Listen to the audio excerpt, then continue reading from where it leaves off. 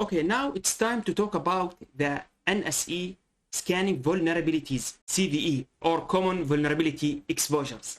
So the command will be nmap. We will use -p capital N. Now this is, it will assume that all hosts are online, so it will disable the host discovery. By the way, if you type man nmap and /bash pn like that, you can see that it will treat all hosts as online and it will skip host discovery.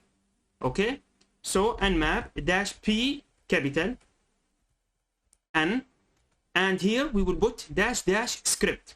Now this is used with the NSE, the Nmap scripting engine.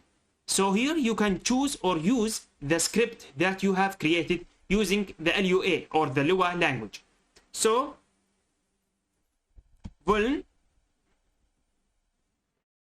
and the target. Now this vuln, it will scan for vulnerabilities.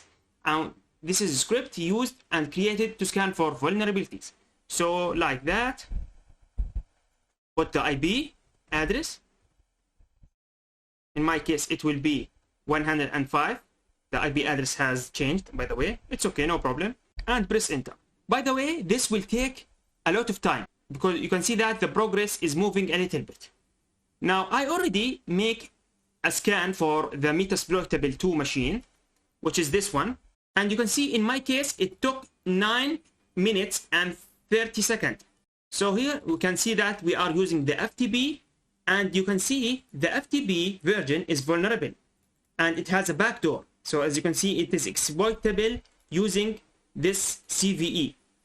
So which means that we are in the wrong.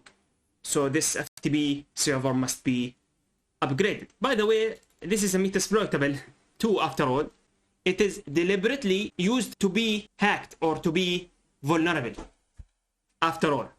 Okay, so you can see that there are other vulnerabilities, like here we can see in the SSL there are some problem, whatever.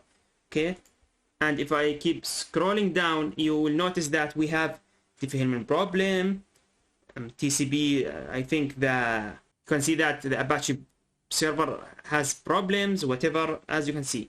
So you can see that it's scanned for vulnerabilities, and this what makes Nmap